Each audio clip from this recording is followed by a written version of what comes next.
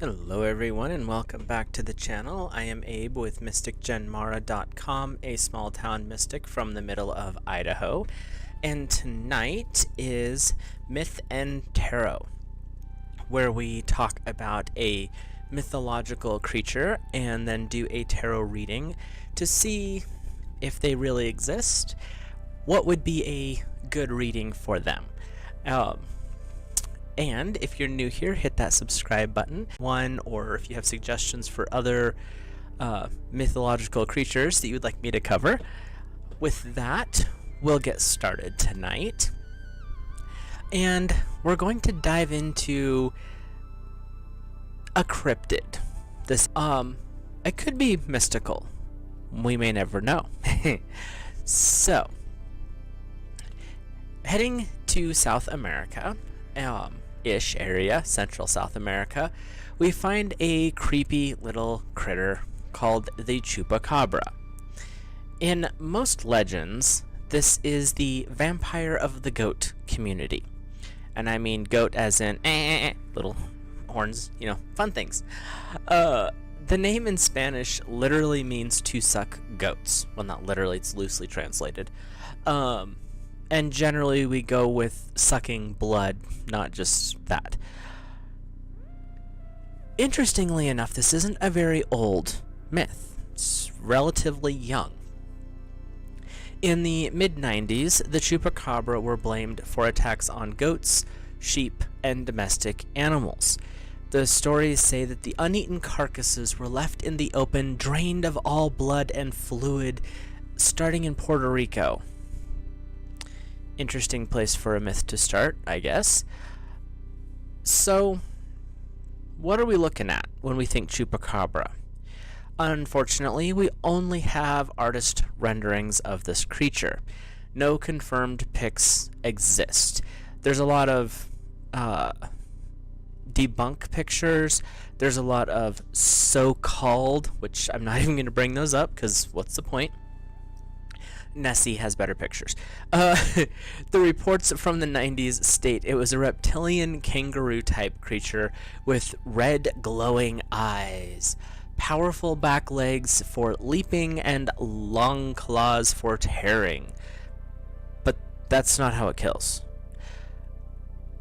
Approximately 3 to 5 feet tall when standing in a kind of hunched over manner.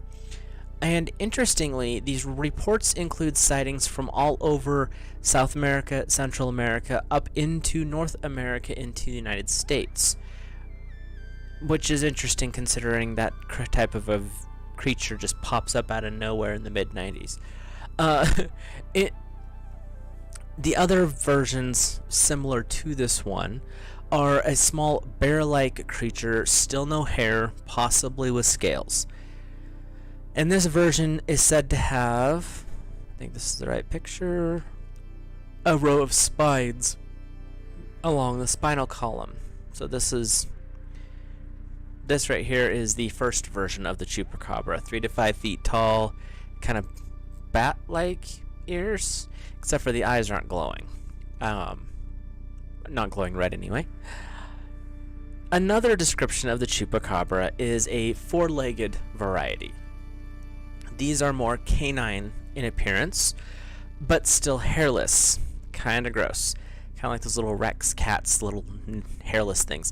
Not my not my version of a pet. Some of these sightings were eventually debunked as mange-infected coyotes, dogs, or a hybrid of the two, still infected with mange, that were attacking animals due to their fact that they were infected with mange. They couldn't actually go and hunt wild game, so these poor puppers and canines were hunting domesticated game. Here we go. And this is kind of what they would look like, according to the artist depictions. So, there are some interesting theories about what these creatures are. As I said before, it was infected canines, coyotes, dogs, etc. But it also could have been a government cover-up of an experiment gone wrong That was a theory I ran across and it made me giggle, so I added that. There is a theory that I did find that they may be a form of extraterrestrial pet that escapes when the aliens come to visit, and that one is a little bit more plausible to me, strictly because what does your dog do when you open the door when you're on vacation? Take off like a bullet. So why wouldn't the alien version of that do the same? There is another fun theory, which as I was doing my research for this, I had a lot of alien conspiracy cover-ups, or just regular old cryptid stories. But only one that I found for this, and I was like, well, this is an odd take. The theory goes that they were sent by God to punish those who turned against him by killing their livestock and draining them of blood and leaving those bloodless corpses there as a warning to do better. Okay? Not exactly how that ties in to the actual legend, because it doesn't fit any of the narratives that I read about the Chupacabras. But that's some of your theories as to where they come from. And what they might be. So, are Chupacabras only found in America? In the Americas? Actually, they're not, which I thought was weird, considering I viewed them as kind of a central, south, continental United States type critter. They're all over the place. There are reports of them in Russia, India, which is a different name and more of a bat-like creature, but still associated, and even the Philippines. And the Filipino version, which is the closest in description to the ones in the Americas, is called the Sigbin, Sigbin. There might be a accent I'm missing on that, but there, that one is. So, as I said at the beginning, the origin story for a Chupacabra is a relatively recent occurrence. It appears to have hit the mainstream in around 1975-ish. It was in this year that dead animals started to pop up all over Puerto Rico. Originally, it was thought to have been satanic cults in the area, tying back to the belief that it's God's punishment. You know, but those were the days of the satanic panic and Ouija boards. Don't even go there with me. I don't like those. But there's other things that were going on, like D&D was a satanic game. You're moving into the 80s with the satanic panic and a lot of that type of mess. So I could see, looking at the culture at the time, how they would associate it with God's wrath.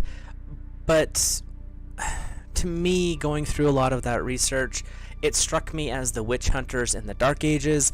Lots of woo fear, but really no substance as far as a satanic cult sacrificing animals. But we're not going into, satanic panic. But really, what satanic cult would only drain the blood and then pitch the carcass back in your front yard? Sacrificing animals, I get. But the way these ones were being found killed didn't make sense with the concept of what they were working with here. In this line of history, with what was going on in Puerto Rico, the animals were drained of blood by several circular holes in the body. Most of the stories said, where'd my notes go? There were 8 sheep approximately that started the myth, and these sheep were found dead with three puncture wounds in their chest, and almost all of the blood, or all of the blood depending on the source, had been drained from the body. And it kind of moves into this thing up through the mid-90s where they were still talking about these sheep with the drained blood, and there were other animals popping up, goats primarily, but there were also dogs and a few other domestic farm animals that had the similar death issue. But later in the mid-90s, a supposed eyewitness saw the large upright version that supposedly, over the course of a couple of nights, slaughtered 150 animals. This dude. Which is kind of terrifying when you think about it. But is it true? See, that's the trick with the cryptids and stuff like that. That's the reason I usually wouldn't go over them, but this guy kind of makes me giggle every time I hear it. And I had a friend of mine years ago who had that nickname, and we can't quite figure out why they called him that, but it was a nickname. The Chupacabra shows up in a lot of different media, though, because, of course, something scary, something mysterious, we gotta exploit it, right? South Park had an episode, and I won't go into too much, especially things going on in the world right now, but they had one where it was a Chupacabra-ish. Futurama talks about Chupacabras. The X-Files, of course, went over a Chupacabra episode. I believe it was in season 4. And there's been other shows, some cartoons, some animated stuff. And I think there was an episode of Supernatural. I didn't watch all of it, so the series, so I'm not sure. But there's several other shows out there. Magic the Gathering had them show up in their Rivals of Ixalan series that they did, I believe, in the mid 2000s with that set. I play a little bit of Magic. I'm not that good at it, so I don't keep up with the different seasons. Sorry. There are also movies. There are TV series that are the pseudo-documentary version. Pseudo-documentary. I read that word different than I say it, so I have to not look at my notes to say that word. Pseudo-documentary. But nothing that quite fits the lore. Most of them are kind of, I don't know, sloppy about it. They're fun to watch, don't get me wrong, but they just don't fit, like, trying to hunt something like the descriptions, like the lore, the fear around a creature that supposedly sucks the blood from farm animals. There are some claims, which I think this is just a way to try to deal with what's happening, that the mystery has been solved. They have claimed that the carcasses have been found of coyotes, dogs, and large raccoons that were hairless, swollen due to mange, and kind of almost borderline rabid. Some people have claimed to have solved this mystery but they're the same ones that say that the corpses weren't drained of blood, but at the time, all of the media and the people who found them then said that there was no blood left in these bodies. So, what to believe, I don't know. I personally have never seen one, but what's interesting is how funny it is and how common that term has become in certain circles. But there's not a lot of information. A lot of it is third party, it's anecdotal. It was my friend's cousin's boyfriend, 6 times removed or whatever, had the experience. So you're not getting a lot of real viable sources. So that's the reason I don't usually cover cryptids, because there's so little justifiable information out there. So what do you think? Because I'm curious as to what your thoughts are. Like I said, there wasn't a lot out there on these guys, but it was kind of the Halloween season, so why not do a little bit of a spooky vampire critter of some form? Is this a real creature? Do you think that the Chupacabras are real? Is this a creature that has been misidentified? Like, it might be a real creature, but maybe not what they are calling it? Is this a government cover-up? Because I love conspiracies, so why wouldn't it be one of those? Or is this 100% the delusional wanderings of a mind just because an animal died in a weird way and just happened to have a hole in it? What do you think? So, I've put a couple of resources. Some are fun, some are crazy. Down below, there's a book that's kind of tracing the lore of a chupacabra, whether it's real or not. There's also a Kindle version of it. I tossed a t-shirt for fun down there, and then there's also a game that I found that I thought I may have to actually get because it looks like a lot of fun. It's a dice game. I mean, I could only imagine playing that with, if you are the type of person who likes Saturday night drinking games, that one might be a fun drinking game. Just something to think about. If you're interested in the tarot deck that I am using, it is also linked in the description. The links are affiliate links, so by clicking on those, you're actually helping support the channel. Just giving you guys a little heads up there. But with that, we will get into our tarot reading. And I just used the basic Celtic cross reading to kind of tap into the energy of if the chupacabra is real.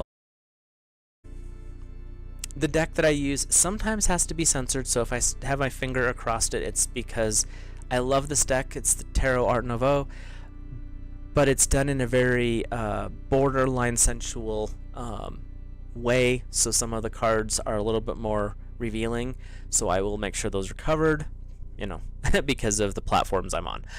Anyhow, the first card is the significator. This is the chupacabra in this moment in time. It's the 10 of Pentacles.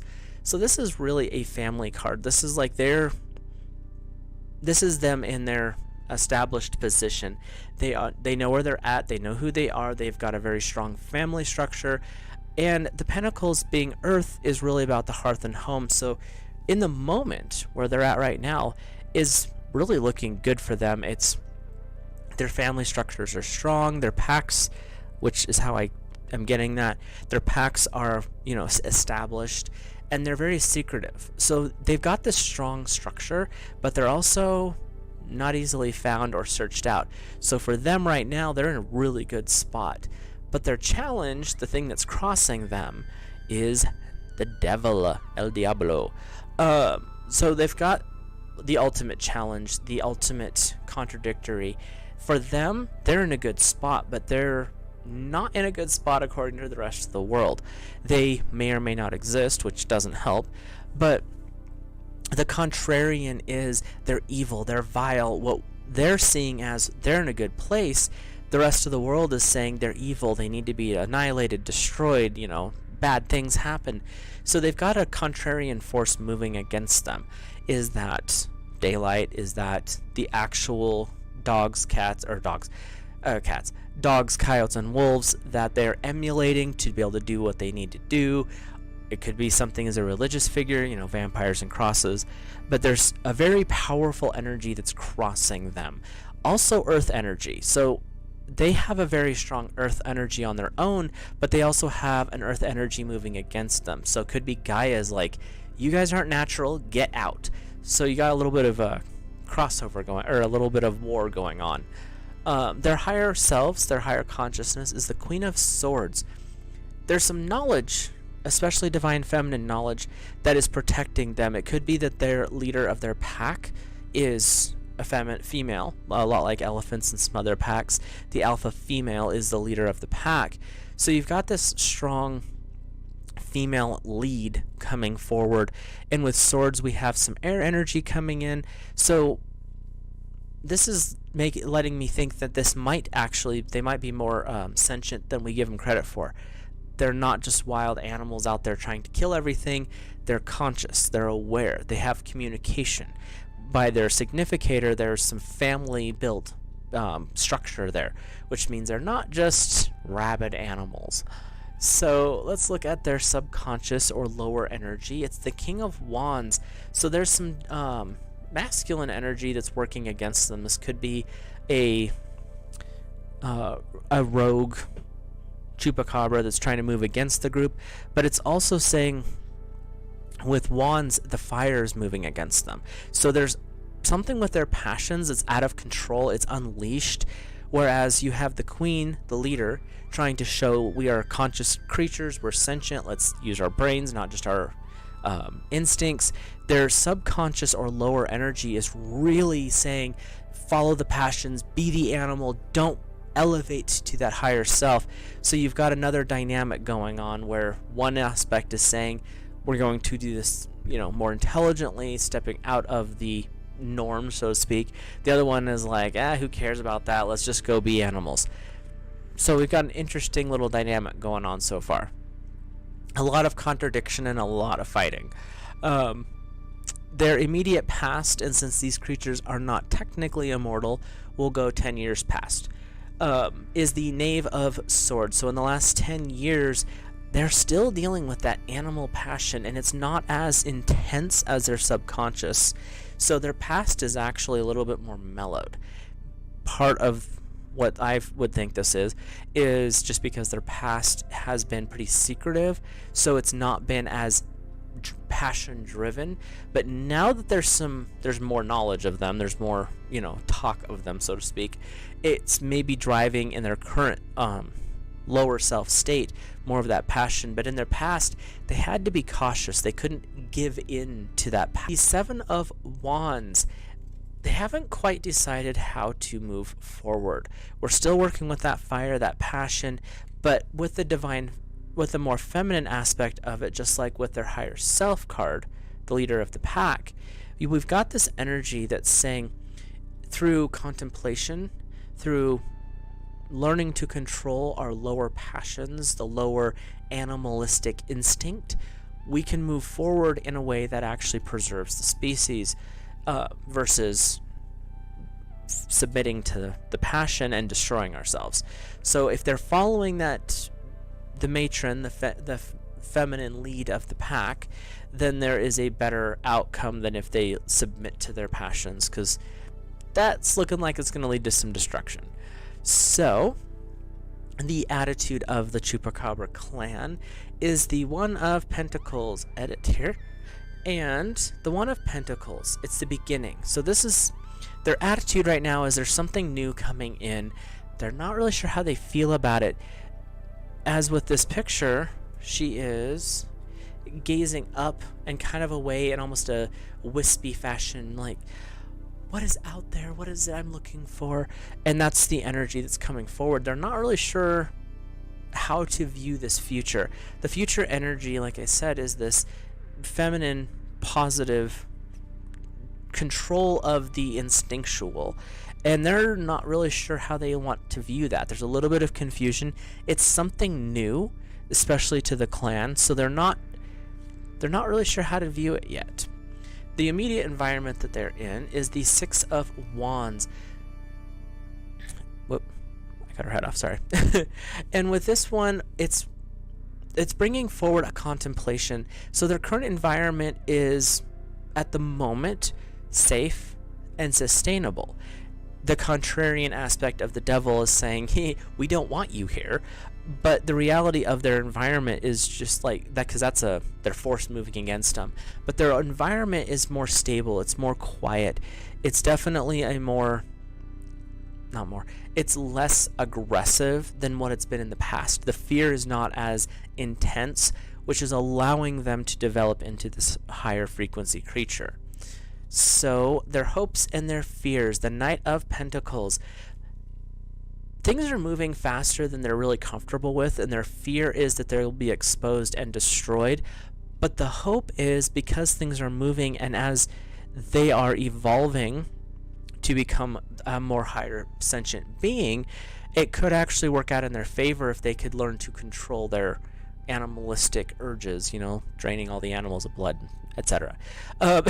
So you've got this energy that's moving forward with the Pentacles. It's still very strong familial energy, like the Ten of Pentacles brings in that family bonding, and the Knave of Pentacles is also bringing in that family dynamic to it, but it's also saying things are moving and it's no longer in your control. The ball started, now you kind of have to roll with it. Are you going to roll with it in the passionate subconscious, or the conscious awareness of a positive future, becoming sentient or just another animal. But the overall outcome is the Three of Swords. They are looking for some guidance. Again, we're going with the feminine energy here, but it's, as you're looking at the card, this would be this is them, and they're looking to another person. Can you help me? Whether or not the other person, this one, is willing to. They've got that contemplative, well, I'm not really sure if I can help you, or should I help you? Is this something that is in my best interests? So you've got that dynamic of they would like some guidance, but they're actually reaching out to, at the moment, the wrong person. So their outcome is they are looking for guidance. They just don't know if the person, the entity, the being that they're reaching out to is not actually looking out for them. It's looking out for the being's best interests. So there's a little bit of confusion still with these guys. And considering, whether they are real or not, considering the history of them is relatively young, there's some of that confusion of, do they exist? Do they not exist? So yeah, that's kind of the little reading for the Chupacabras. Hopefully you guys enjoyed that, or at least got a little bit of humor out of it, if nothing else. There's, like I said, not a lot out there. There's a lot of anecdotal stories. I'm not reading someone else's stories. I compiled the information to see what I could drag up. Let me know if you enjoyed this type of myth and tarot. I personally prefer mythological creatures. The Chupacabra was one that was suggested to me, and I thought it would be fun to just see what we could find. Most of what I found were, like I said, the pseudo documentaries type stuff, or a lot of just random personal accounts, but they weren't personal. It was, again, my third cousin's wife, fourth removed down the road. So there was not a lot of actual information. There's a lot of science that's showing, oh, well, they're not real. We have this mange covered coyote that doesn't even fit the full description of what people are seeing. Or with this mangy dog or mangy raccoon. Okay, raccoons don't stand 3 to 5 feet tall. And how do you confuse a raccoon taking down a full-size goat or sheep? Possible, I guess. Probable. I haven't seen it. So, so yeah. Let me know what you guys think. If you're new here, hit that subscribe button down below. Like the video if you enjoyed this. Let me know comments down below as well. Thoughts, even constructive criticism. I'm willing to hear what people have to think. And if you're interested in a little bit of future research or just some fun stuff, I have links in the description. Like I said, just clicking through those does help support the channel. So with that, I will let you guys go. Have a great rest of your week, and I will see you in a future video.